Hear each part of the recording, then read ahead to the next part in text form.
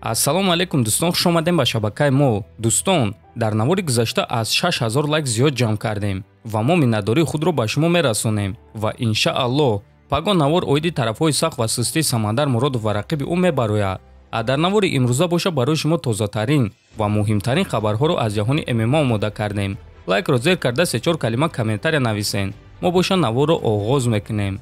дӯстон, агар ба шумо доруҳои гиёҳӣ бо сифати баланд ва нархи дастрас дар кор боша, пас мо ба шумо беҳтарин ширкат шифофарморо тавсия медиҳем.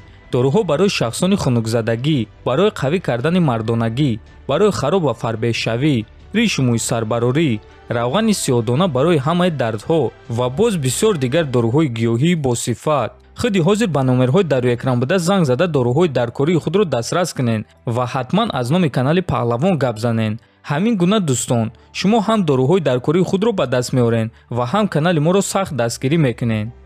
дӯстон, чӣ хеле ки медонед, шаби гузашта варзигари тоҷик Муин Ғафуров дар ташкилоти ЛФА рақиби худро ба нокаут роӣ карда чемпиони нави ЛФА дар вазни 61 кг шуд ва баъди ғалаба ӯ ба президенти UFC Дана Вайт ва матчмейкери UFC Шон Шелби муроҷиат карда гуфт ки ба ман шартнома барои муҳорибат дар UFC диҳед. ва дӯстон, ман фикр мекунам ки Дана Вайт ба Муин Ғафуров чунин имкониятро медиҳад. сабабҳояшро ҳозир мегӯем. чӣ хеле ки ҳамаон медонем, Муин Ғафуров дар ташкилоти Dana White Contender Series баромад карда буд ва мутаассифона шикаст хӯрда буд, аммо дар муҳорибаи наздик бо қарори доваро. лекин дӯстон, ин чиз муҳим нест. муҳим он аст ки Dana White аллакай ҳамон вақт ба Муин Ғафуров таваҷҷӯҳ карда буд ва ба ӯ имконият дода буд ки худро нишон диҳад.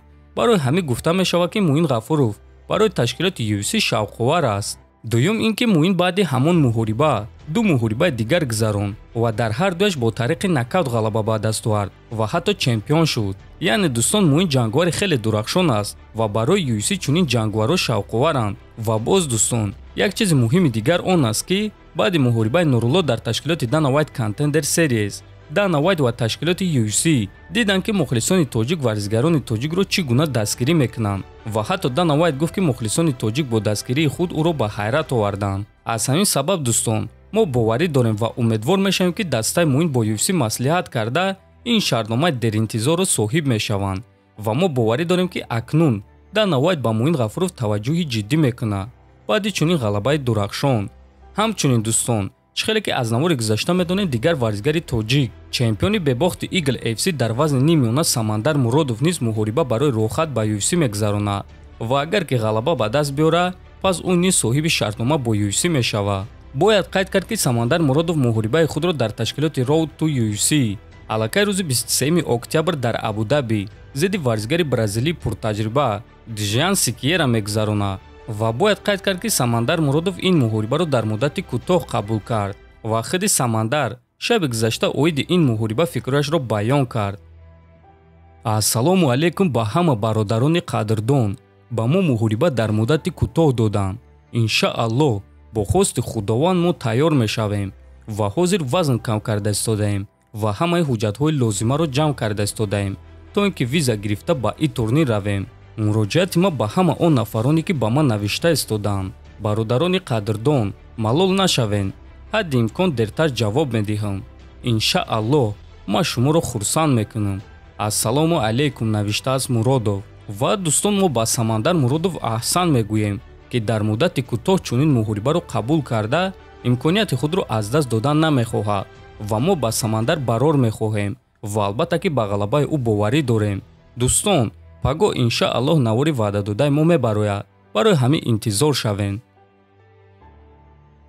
чемпиони пешинаи UFC дар ду вазн Дэниел Кормье гуфт ки Ҳабиб Нурмагомедов Чарлз Оливейраро рақиби хатарнок мешуморад ва исламро барои ӯ ҷиддӣ омода карда истодааст. шумо доимо интизорем ки ҷангвари шумо дар октагон ба монанди чемпион намояд, махсусан вақте ки ӯ аввалин маротиба барои камарбанд муҳориба мегузаронад. аммо бояд фаромӯш накунем ки рақиби ӯ кӣ мешавад. Ҳабиб ин чизро хуб медонад ва хатарро ҳис карда истодааст. ҳозир ӯ бо ислам ҳамон малакаҳоеро тамрин карда истодааст ки дар онҳо хатар барои ислам вуҷуд дорад, гуфтааст Кормье. бале дӯстон, ҷанговар ё ин ки дастае ки рақиби худро ҷиддӣ қабул намекунанд, онҳоро проблемаҳои калон интизор аст ва барои ҳамин дастаи ислам ин чизро медонанд. бале, Ҳабиб мегӯяд ки Ислам Оливейраро ба осонӣ мезанад. аммо дар ҳақиқат Ҳабиб медонад ки Оливейра айни замон аз ҳама ҷанговари хатарнок дар вазни сабук ва аз ҳама рақиби хатарнок барои Ислам Махачев мешавад. чунки Чарлз Оливейра ҳам дар замин ва ҳам дар стойка хеле ва хеле хатарнок аст. барои ҳамаи дӯстон ғолиби муҳорибаи Ислам ва Оливейра дар ҳақиқат беҳтарин ҷангори вазни сабуки UFC хоҳад шуд. дӯстон, шумо чӣ фикр доред? оё Ислам Махачев Чарлз Оливейраро шикаст дода метавонад ё ин ки Оливейра Исламро манъ мекунад? метавонед фикротонро нависен. ҳатман дар канали мо обуна шавен. то боздид, хонободу сарбаланд бошед.